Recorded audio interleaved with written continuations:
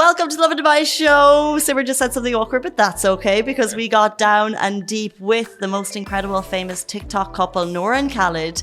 They have the love story for the social media digital age. It will give you hope. It will give you inspiration. Isn't that right, Simran? Oh my goodness. So they met through Instagram where he DM'd her, slid into her DMs and liked her pictures, and then they just got together. It's honestly a story I wish that just happens to me this week. Anytime this year. Something else that has actually happened, WhatsApp calls are now available to UAE residents. We talked about on the show, as well as the massive government shake-up in Abu Dhabi. We went a little bit deeper into who's going to do what going forward. That's all on the podcast. Subscribe, listen wherever you listen to our podcast. We truly appreciate your time. Good morning, Dubai. Welcome back to the Lovin Dubai show, where we go through the top trending stories that everyone in the UAE is talking about. Our top story today, a new vice president has been appointed in the UAE. We'll also be talking about some Dubai residents confirm that WhatsApp calls are in fact working. Tips for Dubai police, how you can stay safe while driving during Ramadan. And TikTok duo Nora and Khalid are serving couple goals, and they'll be joining us later on the show after all the news stories. But before we get into all that, we are having a wild office debate this morning, and we would love to get your thoughts. We are blessed. It was heated. We are blessed to have Ramadan hours for this month. Whether or not you're fasting, it's a time to reflect, to enjoy, and everyone is leaving the office at 4 p.m. So our question to you is, would you rather leave the office every single day of the year at 4 p.m. Or regular working hours, take Friday off? Okay, so 9, 10, 11, 12, 1, 2, 3. So 7 working hours instead of 9 working hours. Monday to Friday. Monday to Friday. So clock off every day at 4 o'clock. Okay. Monday to Friday. Yes. Or 9 to 4. Regular hours, 9 to 6, take Friday off. Right. We had this discussion this morning, and initially I'm like, obviously 5 days a week, shorter working hours, why not? Let's go. Then I'm like, no, 3-day weekend, definitely a 3-day weekend, and we work 9 to 6. So we work 9 to 6, 4 days a week, but 3-day weekend. Yes. So Friday, Saturday, Sunday off. No half day, no 1/4 day, no. Off. Friday off, Saturday off, Sunday off. Which is totally fine, but like, imagine if you are trying to run a business. Yeah. Like, this is 3 days a week that no one's going to be working. You won't get your errands done. You know what I mean? No, I get what you mean. I totally get what you mean. But it's like you milk your employees for all their worth from 9 to 6, Monday to Thursday. You milk your employees for all their worth 9 to 6, Monday to Thursday. I just think, and also you'll be out of your routine. Does anyone like their work routine? You wake up, go to the gym, go to the office. You see your friends. I have more friends at work than I do at home. I mean, that's there true. are only a number of people who have that routine of waking up in the morning, going to the gym. The rest of us wake up 2 minutes before they have to be in the office. And great comment. D-Rex says, who would actually pay for it? You know what I mean? Like, how will the business sustain itself? So yes, obviously, dream scenario, you have Friday off. But what if eventually the business can't afford it anymore and you lose your job? So like short term, great idea. Long term, eventually you might own your own business. No, but long term it becomes the norm. And you're paying your employees for 4 days instead of 5 days. Short term, fantastic. Long term, tricky. But it's like the productivity increases. Here's my question. The morals productivity increases. Do you think during this month of holy, for non-fasters specifically, because nothing has changed for us, has our productivity increased? Of course. Or decreased? It's like you're shooting everything out the window, like bam, bam, bam, bam, bam, bam. You have this many hours. You have to be out the door at this time. I think for some people it has, but for somebody who doesn't. Yeah, that's true. It's a mix. It's a mix. So you root for the 5-day working week. Keep us in the office. Love my job. Why not? Shorter hours. Because I think long term, I don't know how sustainable it is for businesses. Yeah. I see a benefit in both of them. You know what? At this point, we will take what we can get. I will take shorter working hours. I will take a 3-day weekend. Anything to just reduce the working hours. you know? Yeah, I see it. And someone saying employee motivation will be higher. Like, I don't know about you guys, but leaving the office in daylight and just having a couple of hours is just amazing. It's like imagine walking out and going like, there's still sun, there's daylight. These cameras. Okay, let's jump in to our top story. Government shake-ups overnight. There have been new appointments. all appointed by the President of the UAE. In particular, a new Vice President has been appointed in the UAE. So the President, His Highness Sheikh Mohammed bin Zayed Al Nahyan, has appointed His Highness Sheikh Mansour bin Zayed Al Nahyan as Vice President of the UAE. Now, His Highness Sheikh Mansour is currently the Deputy Prime Minister of the UAE and Minister of the Presidential Court, and he's also well known for his ownership of the Man City Football Club. His Highness Sheikh Mohammed bin Rashid Al Maktoum, Vice President of the Prime Minister of the UAE and ruler of Dubai, he will also remain in his role as Vice President of the UAE.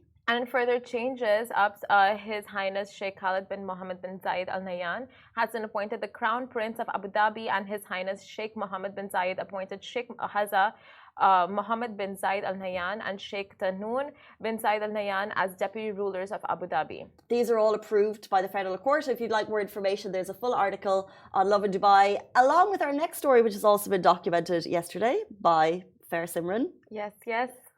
This is the most exciting news that has broken in this city since... What was exciting before this? Everything. I think COVID regulations being lifted. I don't know the news yet. Everything, yeah. So, you guys, some Dubai residents confirm that WhatsApp calls are in fact working. Now, it is nothing short of a miracle that Dubai residents are reporting that their WhatsApp calls are actually functioning here in the Emirate. No VPN, no SIM card swaps, no drives to Expo 2020 site. WhatsApp calls have started working for a number of Android and iPhone users in Dubai completely out of the blue. And users can not only make free calls to overseas countries where the service is functional, but also to local numbers. I mean, miracle. We've been getting a lot of your DMs about this, verifying that it's in fact working. And I just think it's worth checking for yourself because we've tried it in the office. It works for some people. It doesn't work for others. So just do check it.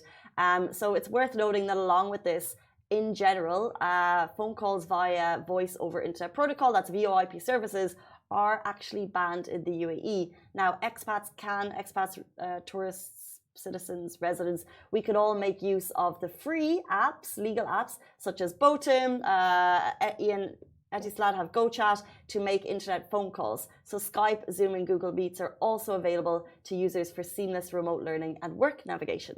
So licensed service providers in the UAE obliged to block the traffic of VoIP applications are not in compliance as it falls under the prohibited content category of illegal communication services. So if you are looking for, some services to get on and that just will have definitely work. Exactly. Because this one is like, it's a bit shaky. It works for some, not for others. So these are the ones that will definitely work for you and they're legal in the UAE. Exactly. So they are Microsoft Teams, Skype for Businesses, Zoom, Blackboard, Google Hangout Meets, Kisco WebEx, Avaya Spaces, Blue Jeans, Slack, Botim, GoChat. As well as Voico, Etisalat Cloud, Talk Meeting, Matrix, ToTalk, MPay, Sanad, Chimera. We actually tried GoChat this week. And because I'm not in the habit of making these video calls, so when we try GoChat, GoChat is the Etisalat app, but it's a separate one. So you basically just download the app, and anyone else who has it here in the UAE, it'll work. It's just video calls, and it's just mind-boggling. You're like, wow, it's working, and it's such a Botim also has an incredible service, so it's such a treat. So there are plenty that actually work now. So no longer can we say we don't have access to video calls for free. These are all free apps that we can use, that we can just use. So there you go. You have no excuse to not be in touch with your friends and family in your home country. Out the window. No more excuses. Oh my God. This is, I mean, like for us, like you said, it's so strange, right? Like when it finally works and you're just like, what? For 9 years, I've been telling people, oh, it doesn't work. Oh. But now I'm so much in the habit of I love phone calls, but I'm so out of the habit of just making a WhatsApp video call that I just don't know how I'm gonna turn or a GoChat call or Botim. Yesterday, I WhatsApped my mom for 2.5 hours. I WhatsApped everyone I know. WhatsApp called everyone I know. It was just like liberating. It was just the best. I don't know, like if how long it's gonna stay for. So it's like milk it for all it's worth. And it worked perfectly. It worked crystal clear. Like video was working, audio was amazing, no VPN, nothing was used. It was just like the Wi-Fi. and it was brilliant. I was on do Wi-Fi if that's Yeah, so this is the differentiation. thing. I think it's like whether it's Wi-Fi but just give it a go. If it works for you, great. And if it doesn't, there are plenty of other apps you can download that it will work for you. So we don't even need WhatsApp, dare I say it. Honestly, I'm just scared of pocket dialing you like 3-4 times after work hours. You're scared of it? Yeah, I won't like, answer. It'll be fine. Like, what if I just go like, oh my God, oh no, it's ringing now. What do I do? I can't disconnect it because it's ringing. Won't answer. You won't answer? You just said you will answer. I said I won't answer. Outside Why? of work hours. What if it's like important? You would message. But don't you feel like you should take my calls? Like, otherwise, do I ever call you if it's not important? Have I ever called you if it's not important? If you called me more than once, what if I just I would check in check. I'd say, hey Simmer, what's up? And I would judge the urgency of the call. What do you know? And then if the line broke down, we don't want to have a relationship outside the office. Like we don't need one. We have 8 hours a day. I do not struggle with work life and friend balance. We have so much time in work. We have such a small amount of time outside of the office to give to the people that either we were born in love that we choose to spend time to. I don't have enough time to. But you just said you don't call the people outside of work. Like you don't call your friends and I family see them. abroad. Who? Name them. Mum. She takes time. Wow. Mama, I wouldn't take that if I were you. She's like #1 priority. I wouldn't take that. No, she's #1 priority. Second. Mum, stop. Who are your priorities outside of work? I have so many. But you're one of them. Then call me more.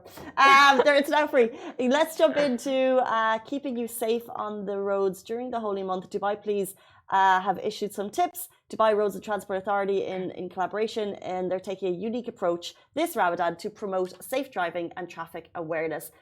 Did you see those iftar meals being distributed to drivers and pedestrians?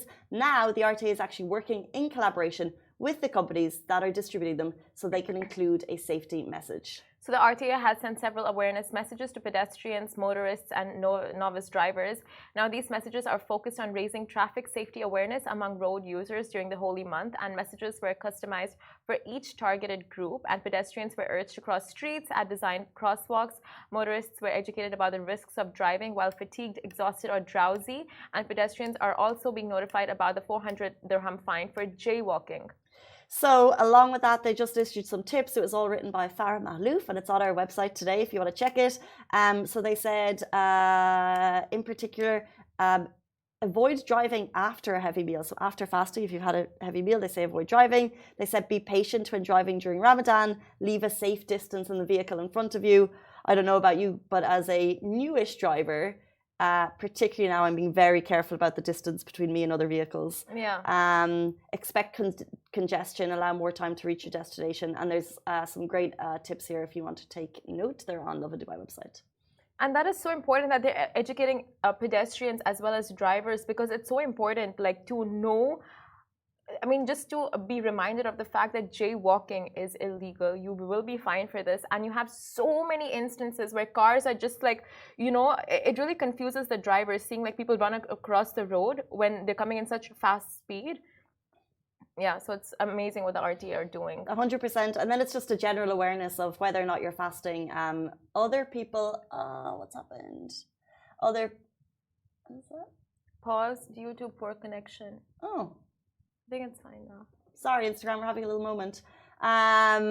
Whether or not you're fasting or not, just be aware that people, especially coming towards sunset hours, people could be drowsier. They're more fatigued on the roads, and just have that general awareness, whether you're a driver, pedestrian, getting on a bus.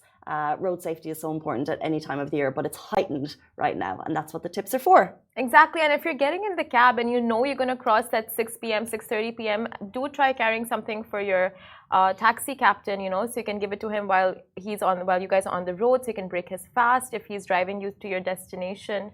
It's great, like small gestures. Great point, and also if you're getting food delivery at that time as well. Guys, it's 8:44, and next up we have a TikTok couple. Loved up sensation. Their love story has made headlines, not just here in the UAE, but around the world. We're joined by Nora and Khaled right after this very short break.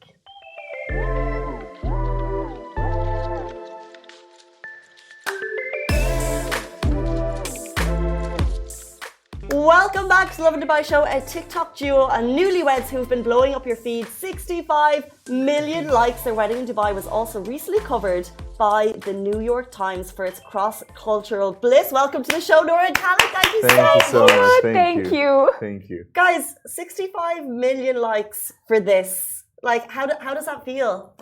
Great and Like shaky. this. Really, it's crazy because it's literally people from all over the world cheering us up for this wedding. It's crazy. But it's not just the wedding. It's like your whole love story from the very beginning has just like captured our hearts. For those who don't know, can you just give like a little goosebump start? How did it all begin? Please tell the truth. Should I say that she's the one who met me? She's the one who asked for it. No. Okay. So I liked his pictures two Yes, only. Okay, two for the photos. record. She How went did you find them? On Explore. Thank God for Instagram, like algorithm. I saw it on Explore. I just liked it. I don't know why. And then like 0.2 seconds later, he direct messaged me. No, I liked your photos, girl. I liked your And photos. nothing happened. I didn't Yeah, say nothing anything. happened. Then I'm like, what? Then I just text her. Were you waiting for her to message text you? me. Yeah. Yes. Can you imagine? Like if you like it, just do all Like, I'm sorry, all I the already thing. did the like primary work. Khalas. No, do all the I'm work not or gonna just indulge you don't. more. If 50. And did you know sometimes like with social media, people have friends of friends. Did you follow the same people? Did you run in the same circles? Actually, it's crazy that I thought she came from friend, but she didn't come from friend. Because we do have same circle, almost. But yeah, no, like, yes, okay. the guys, my friends. Okay, but from far. But I think we could have never met Yeah, outside no, social with media. them, no. Yeah. By coincidence, That never. would be impossible. But you both live in Dubai.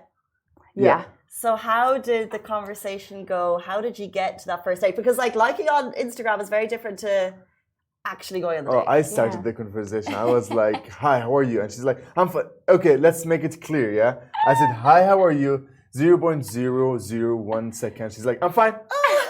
Yeah, she was waiting for it. And I think this is the thing, because it's so relatable because so many people met on social media. Yeah. And this is why, like, I think we started the conversation off like very on a high level, 24/7. We've been texting for 5 days and it was straight. Normal, like really normal. Yeah. And after that, I think you asked me out for a date in Dubai Safari here. And I was like, okay, this is a good sign because, I'm so bored of these. Oh, do you want to go and eat something?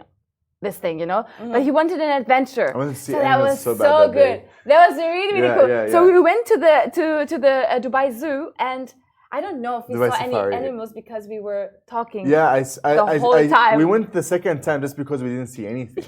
I swear to God, I remember After we got in a last relationship. Ramadan, I was like, Nora, do you want to go to Dubai Safari? It's like, yeah, we didn't see anything last time. Like, yeah, babe, because we just met. But do you have tips for couples who want to take their relationship off social media? You know what I mean? Because like I think you give so many people hope for like how it actually worked. Why did it work for you guys? Give it a try.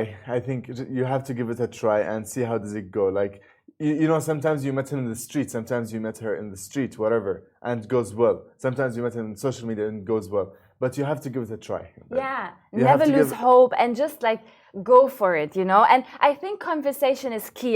The thing that both of each other, what we loved about each other is that we were directly honest.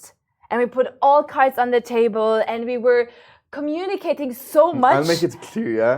This girl from the first day, we finished from Dubai Safari, we sit in the car, we were like in the parking, and she's like, okay, let me tell you something. And this took 1 hour telling me about her life. Like, there was a private things. I'm like, we just met. Don't tell me these things. We just met, bro. Yeah.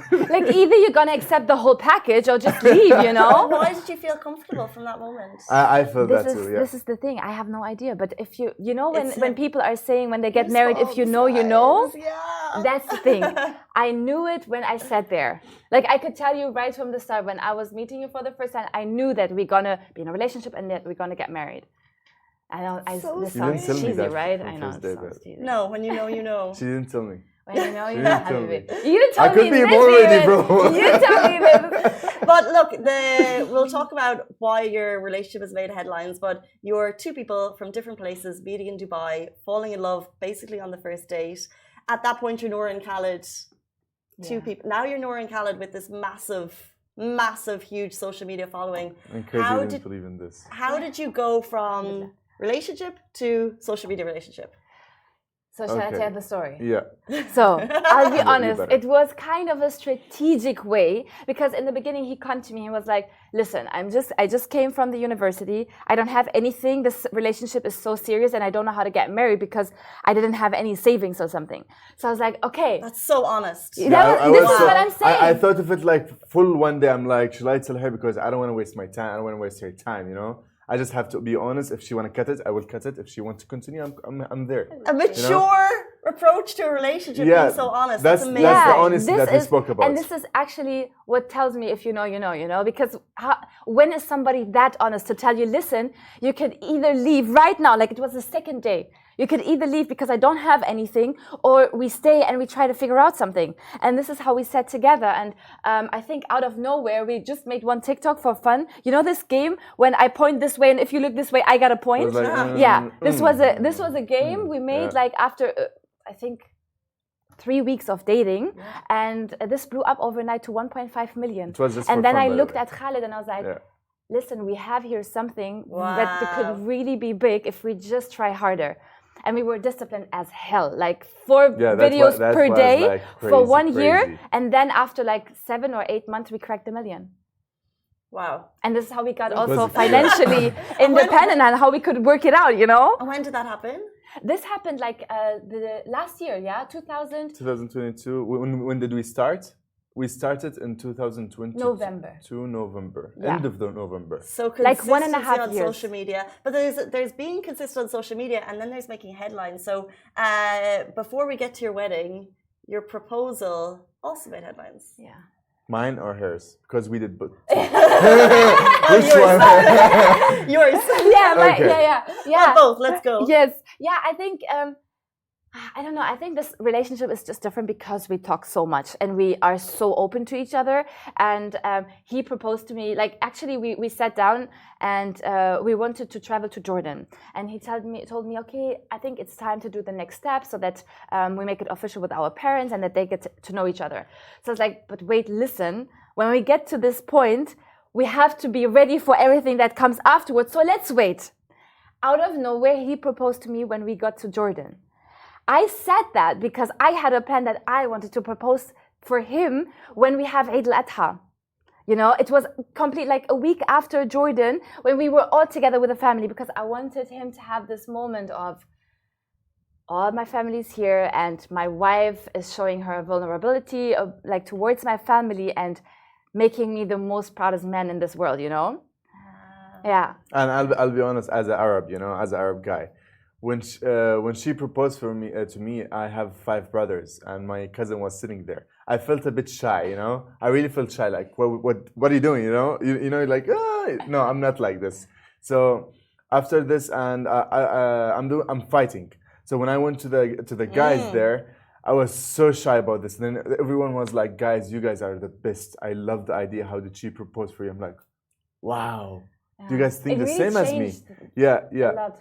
Like other it was people's really minds, nice. yeah. It was really nice. And is that the type of reaction you've got for people? So basically, you being the female to take it on you to propose, what's been like the general public reaction? I was so surprised because everybody loved that. Yeah. Everybody was literally like, "Oh, you have balls, girl!" Yeah, that's true. That's yeah, so true. really. Like the thing is, for me, it was a small thing, and I didn't like foresee that this reaction is gonna come out. But people considered it very genuine and very like, how did you come up with this? You know? Yeah, and so many other girls proposed to their husbands again or to their boyfriends because they got courage for this, you know? I was like, okay, good. Yeah. And the We made guys' some reaction couples. on social media, has that been the same? I think some, you know, there's always haters, there's always like lovers, you know. But I saw a lot of people being like, "This girl's really have balls." I'm sorry for this because what she did. Should I sit like this here now? Next time, not now. Because the first time I did my proposal, it was nice, but I had a lot of bad comments. But when she did it, everyone liked it. Yeah. And I loved this. I loved this way too much. You know what's interesting? You said it's bad comments. So when people put something on social media, it's them and it's individual. But you're putting your relationship. So when you get bad comments, how do you deal with them? Do you deal with it together, or is it more hurtful because it's something you care about so much? We used to care about it way too much, I'll be honest. For me, for her, because she's an old influencer and she knows this. Yeah, she knows this kind of thing. So for me, at the first, I was telling her like, what is this? What? And I was Let's pissed, go talk to them. Send me your number now, But now I believe that the haters who's making us going up and who loves us makes us up, Yeah. So there's no difference between both of you. The thing is, what I think both of us had to, and also me, have to relearn is that, all these common things, it's like a black box. What the people are putting out there reflects more about themselves than actually about us, because they pull the trigger.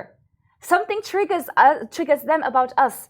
So it's never personal. And I think this is like the key to social media, that don't forget, in the end, it's of course you control what you put out there. So you have the final control. It's nothing about you. Don't take it personal, so you don't get personally offended or depressed or something, because social media is a cruel world. I have to say that. Yeah. I mean, we saw that when you guys posted our wedding on your page, everyone was texting me, did you see the comments? I was like, guys, this is normal. Because also this is an Arab thing, and also like where you come from, I think there are the most haters, let's say it this way. For me, the Germans are my most haters. For you, the Arabs are the most haters, because it's always because you feel they are so close to you, and they are not you. So this is the key, if that makes sense. So then do you get nervous, say, coming into something that's so special and so lovely, like your wedding, which we're going to talk about now?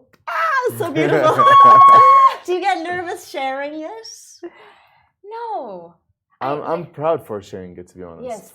I'm so proud. Like we've been working. I remember, like before a week of our wedding, we didn't meet that much. We didn't talk that much. We was like literally going here, there, and we just go back to sleep. That's all. And we just had calls together. But the day before the wedding, I sat with her and we spoke like for the first time I speak with her. I felt, and was this the best day for me speaking with her. And the second day, I told her, Noura, whatever gonna happen, let it happen. I don't care. I want to have fun. This is my and your day. And it was just too proud to have this wedding. Yeah, that's true. Really. So sweet, guys. Tell us about the details. Tell us about the planning. She got the details. She got the details. Take the book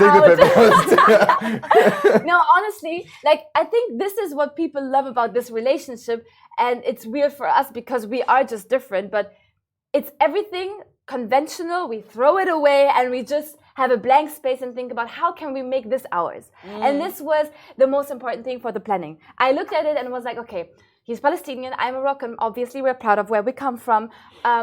But also we are living both in Dubai, which is so modern, So we wanted to have something that everybody's like, oh my God, how did they come up with this? The only thing for me was like having everyone wearing white. That was the first point. And we had like big fights with all the families. They had even secret groups where they were talking about not wearing white. Because I didn't want it to wear the same color like the bride. I was like, don't ruin my plan. Really. So all about this, and then those little details, like we changed our dresses from a very traditional Palestinian and Moroccan dress on the horse. You know how you have this like the old Bedouin style, into a very glamorous and very minimalist also with the white things. All in all, I think the topic was as much adventure as possible. This is why we made this outside, a desert wedding, and also we were trying to make as many games as possible for the people there. We had like this rope game, flower stations, the jumping castle, playful things that really resembled Khalid and my relationship. They was busy. People was busy. Yeah, honestly. They don't know what to do, Even us, until the end, there were highlights. Like every hour, something was happening where everybody was just like crying or cheering or having fun dancing. It was just amazing. Were there tears from you, Khalid, or can you remember your favorite moment? Oh yeah. I mean, I have the goosebumps now. Before 2 days, I swear to God, before 2 days, I was listening to the song that she made for me. Like the second, they was like her mom. She came to me and she's like, sit in this chair, like in the middle of the stage, and people's dancing, and people didn't understand what's going on. So I sat there. My brother came to me. He's like, "You good? You good?" I'm like, "Yeah, I'm good." They told me to sit here, and she just came with the mic and she started singing. And the way she sing, it's like I felt like it's a Beyonce song. I don't know her music. I'll be honest. I don't know her music. Exactly. So she have a nice voice, yeah. But when she say KFC, I'm like, he didn't know are you that talking it's with me now? a special song for him. Yeah. In the beginning, I saw it in your face. Ola, when I said KFC, I saw you switching to. This is the thing. Like I had my tears and then stopping. What should I do now? Like a lot of mixed emotions, you know. I don't know what to do because this was the most beautiful thing for me in the wedding. I can say it. For me I feel so special. Yeah. So special. How long was what that it's all song about. planned for? Honestly, 2 months before Wow. already. But it is the hardest thing. Like, I'm bad in lying, you know? So I had to find ways so that he doesn't ask me where I've been. And I had to go to the recording studio twice. So we were sitting there and I was like, okay, if he calls me, I need to leave, guys. Okay, I need to leave. And he was telling me, chill, chill, it's all good. So all the time, like until 5 a.m., I was writing about the song, changing lyrics, looking about the melody. And because it's the first time that I'm doing this, like I'm not a professional. And I wanted it to be a song that not only is about him, but that he loves. That he genuinely loves to play, you know? And my whole family and all the friends were like, oh my God, we're listening to your song. But he shouldn't, you know? So that was very special. Guys, this is so amazing. It was documented, not just here, but by the New York Times for its cross-cultural bliss. How did that come about? That was crazy, right?